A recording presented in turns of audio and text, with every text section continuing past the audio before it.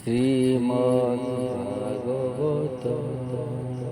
ওং নমো ভগবতে বাসুদেবায়। শ্রীমদ্ ভাগবত ষষ্ঠ স্কন্ধ দ্বিতীয় অধ্যায়। দ্বিতীয়াধ্যায়ে বিষ্ণুদূতে নাম মহিমা যমদূতে। শুনাই বিপ্রজা মিଳେ বিষ্ণু লোকକୁ ঘেনি গলে। বাদরায়ণী উবাচ হেমন্ত যমদূତ বাଣୀ।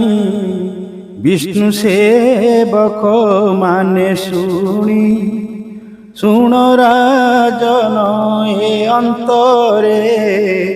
ତାହାଙ୍କ ବାକ୍ୟ ଅନୁସାରେ ସକଳ ଧର୍ମ ସେ ଜାଣନ୍ତି। ଯମଦୂତଙ୍କୁ ବୋଲୁଛନ୍ତି। ବିଷ୍ଣୁଦୂତା ଉବାଚ ଏତ ଅତ୍ୟନ୍ତ ଅଦ୍ଭୁତ। ଦେଖିଲୁ ତୁମ୍ଭର ଚରିତ। ସମଦରସି ସାଧୁ ଜନେ ଅଧର୍ମ ସ୍ମର ସେ କେଶନେ।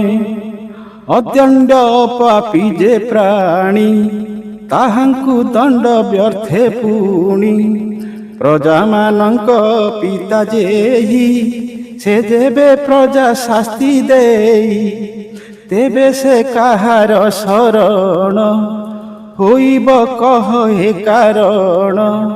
ମହତେ ଯାହା ଚରିବେ ଇତରେ ତାହା ହିଁ କରିବେ। ସେ ଯାହା ପ୍ରମାଣ କରିବେ ଲୋକେ ସେ ପଥେ ପ୍ରବର୍ତ୍ତିବେ। ଯାହାଙ୍କ ଅଙ୍କେ ଶିର ଦେଇ ନିଶଙ୍କେ ଜନ ନିଦ୍ରା ଯାଇ। ପଶୁ ଯେ ଶନେ ସୁଖେ ଥାଇ ଧର୍ମ ଅଧର୍ମ ନ ଜାଣଇ। ମିତ୍ର ସ୍ୱଭାବେ ଯାର ତହିଁ ବିଶ୍ୱାସେ ଆତ୍ମା ସମର୍ପଇ। ବିଶ୍ୱାସ ସର୍ବ ପ୍ରାଣୀଙ୍କର ଦୟା ପୂରିତ ଯା ଶରୀର। ବିଶ୍ୱାସୀ ପ୍ରାଣୀ କି କେମନ୍ତେ ସେ ହିଂସା କରେ ହୃଦଗତେ। କୋଟି ଜନ୍ମର ଶୁଭ ଫଳ କଲା ଏ ଦ୍ୱିଜ ଅଜାମିଳ। ଯେଣୁ ଆକୁଳେ ନାରାୟଣ ମଙ୍ଗଳ କଲା ଉଚ୍ଚାରଣ। ଏଣୁ ଏ ପାପୀ ମନ୍ଦା କୃତ୍ୟ ସକଳ କଲା ପ୍ରାୟଶ୍ଚିତ। ଯେଣୁ ଚତୁରାକ୍ଷର ନାମ ମୁଖେ ହୋଇଲା ନାରାୟଣ। ଯେ ବ୍ରହ୍ମ ହତ୍ୟା ମଦ୍ୟପାନ ଗୁରୁ ପତ୍ନୀ ଅଭିଗମନ। ମିତ୍ର ବିଷୟେ ଅପରାଧ ସ୍ତ୍ରୀ ରାଜ ପିତୃଗୋବଧ। ଏ ଆଦି ପାପ ଯେ ଅପରେ ସର୍ବଦୁରିତ ନିଶ୍ଚେ ହରେ। ପ୍ରାଶ୍ଚିତ ସର୍ବ ପ୍ରାଣୀଙ୍କର ନାମ ଉଚ୍ଚାରଣ ବିଷ୍ଣୁର। ଯାହାର ବିଷ୍ଣୁ ଭାବେ ମତି ପାପରେ ଗ୍ରସ୍ତ ସେ ନୁହନ୍ତି। ବ୍ରତ ପ୍ରାୟଶ୍ଚିତ ଏମାନ ଅଧିକ ତହୁଁ ହରି ନାମ। ଶୁଦ୍ଧ ସତ୍ୱକୁ ପରକାଶେ ପାପର ମୂଳ ବୀଜ ନାଶେ। ଏଣୁ ଏହାକୁ ତୁମ୍ଭେମାନେ ତେଜିଣ ଯାଅ ନିଜ ସ୍ଥାନେ। ଏହାର ଯେତେ ପାପମାନ ନିଶ୍ଚୟ କଲା ଏ ଖଣ୍ଡନ। ଯେଣୁ ଏ ଦ୍ୱିଜ ଅଜାମିଳ ନିକଟେ ମରଣର କାଳ। ତୁଣ୍ଡେ ଉଚାରି ନାରାୟଣ ପ୍ରାଣ ଛାଡ଼ିଲା ତତକ୍ଷଣ। ସଂକେତ ପରିହାସ ବେଳି ଗୀତାଳା ପରେ ଯେବେ ହେଳେ। ବୈକୁଣ୍ଠ ନାମ ଉଚ୍ଚାରଇ ତାର କଳୁଷ ନର ହଇ। ପତନ ସ୍ଖଳନ ଭଗ୍ନରେ ନାନା ପ୍ରକାରେ ଯେ ସୁମରେ।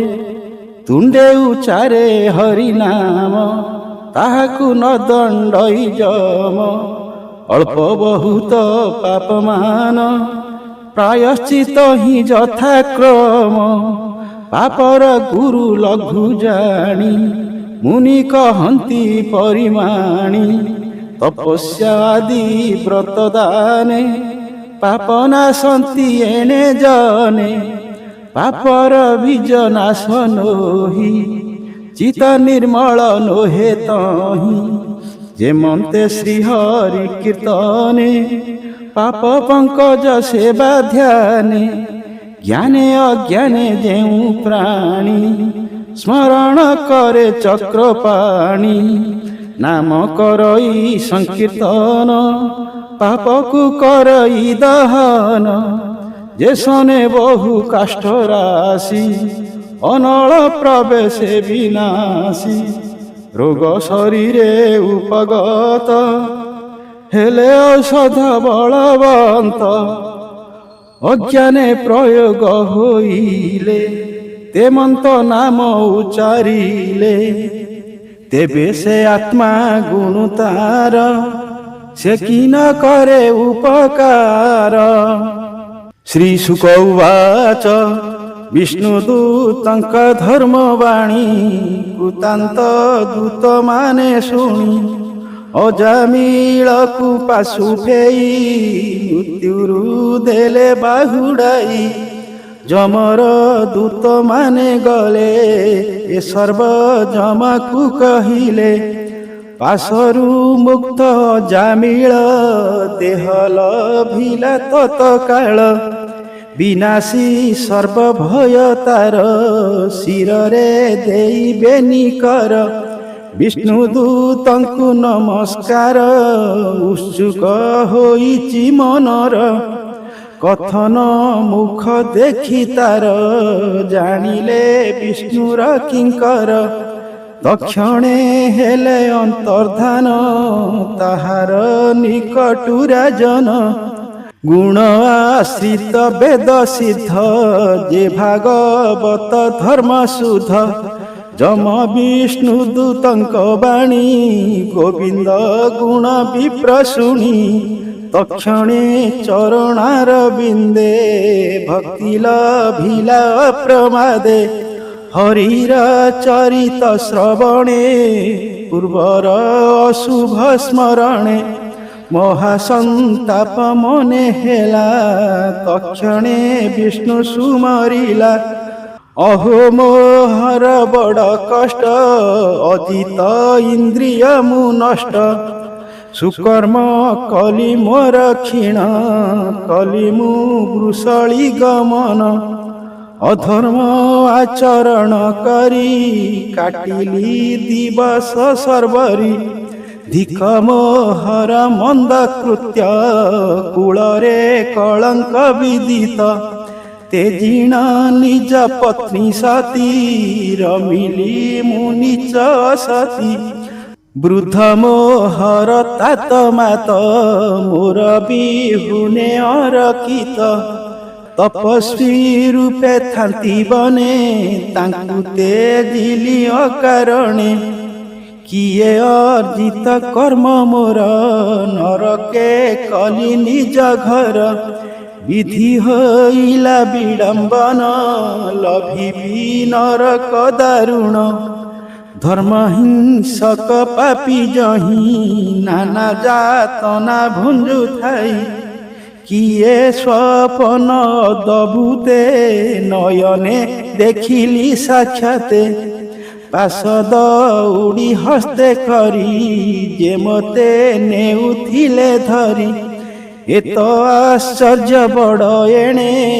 କ୍ଷଣକେ ଚାଲିଗଲେ କେଣେ ପାଶେ ବନ୍ଧନ ମୋତେ କରି ଅଧୋଭୂମିକୁ ନେଉ ଧରି ଏ ଅନ୍ତେ ସିଦ୍ଧ ଚାରିଜଣ ତାହାଙ୍କ ରୂପ ମନୋରମ ଛଡ଼ାଇ ଦେଲେ ଏହି କ୍ଷଣି କ୍ଷଣକେ ଗଲେ କାହିଁ ପୁଣି ମୁଁ ତ ଅଟଇ ପାପିହୀନ ମୋହର ଦେବ ଦର୍ଶନ ଏଣୁ ହୋଇଲା ଏ ମଙ୍ଗଳ ଆତ୍ମା ମୋ ହୋଇଲା ସୁଫଳ ଅସୁଚି ଦାସୀପତି ମୁହିଁ ମୋ ତହୁଁ ପାପି ଅଛି କାହିଁ ମୋହର ମରଣର କାଳେ ବୈକୁଣ୍ଠ ନାମ ଅବହେଳେ ଜୁହା ମୋ କେମନ୍ତେ ବୋଇଲା କି କଳ୍ପ ତରୁ ଦୟା ଥିଲା କାହିଁ ମୁଁ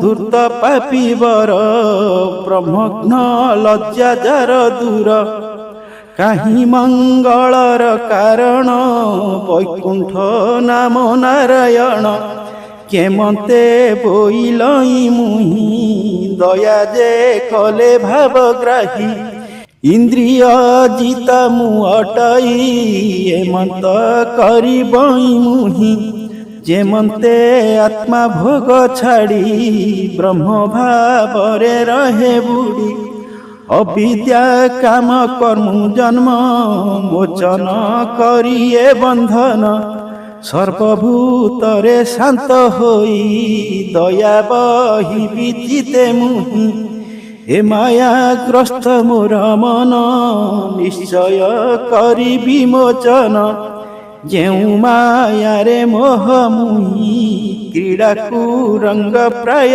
ହୋଇ ଦେହ ସମ୍ପଦ ମୋର ଯେତେ ଅଛଇ ଦମ୍ଭ ବିରତେ ଏହାଙ୍କୁ ତେଜି ସୁଧ ମନ କୃଷ୍ଣ ଚରଣେ ହେବି ଲୀନ।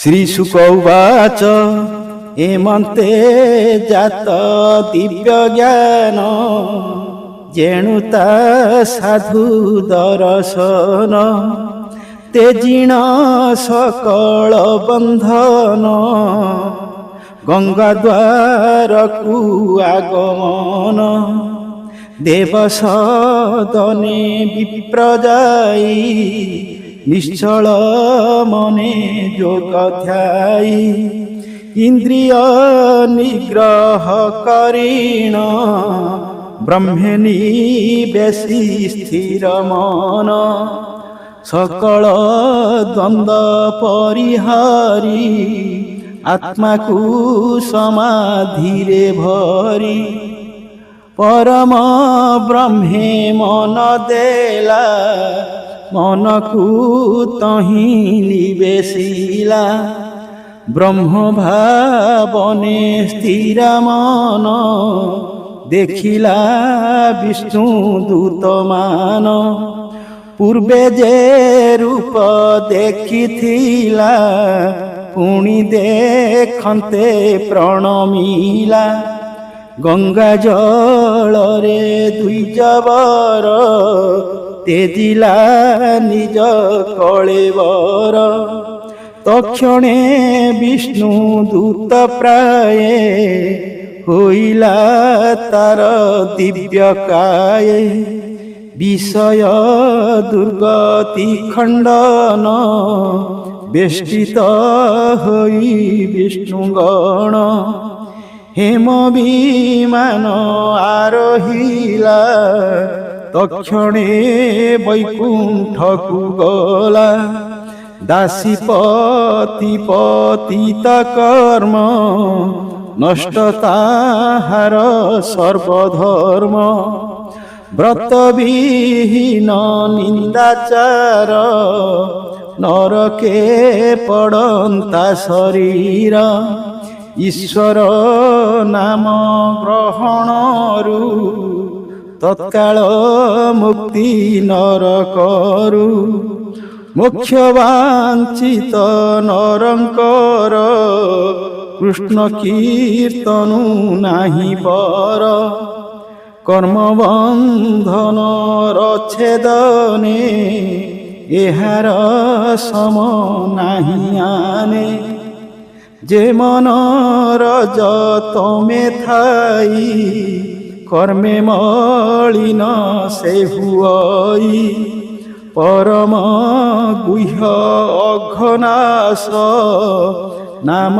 ମହାତ୍ମ୍ୟ ଇତିହାସ ଶୁଣଇ ଶ୍ରଦ୍ଧା ଯୁକ୍ତ ହୋଇ ବଦନେ କୀର୍ତ୍ତନ କରଇ ସେ ପ୍ରାଣୀ ନରକେ ନ ଯାଇ ଯମଯାତନା ତାକୁ ନାହିଁ। ତେବେ ନିର୍ମଳ ପ୍ରାଣୀ ହୋଏ ନିଃସଂଖ୍ୟେ ବିଷ୍ଣୁ ଲୋକେ ରହେ। ଦେଖ ବ୍ରାହ୍ମଣ ପାପୀ ଥିଲା, ଅନ୍ତେ କୃଷ୍ଣଙ୍କୁ ସୁମରିଲା। ଦେଖି ନିକଟେ ତା ମରଣ, ପୁତ୍ରର ନାମ ନାରାୟଣ। ନାମକୁ ଆକୁଳେ ଉଚାରି, ଭବସାଗରୁ ହେଲା ପାରି। ସକଳ ପାପେ ଅଧିକାରୀ, ସେହି ଲଭିଲା ନରହରି। ସର୍ପ ଦୁଷ୍କୃତ ତାର ଗଲା, ପରମ ପଦ ସେ ଲଭିଲା।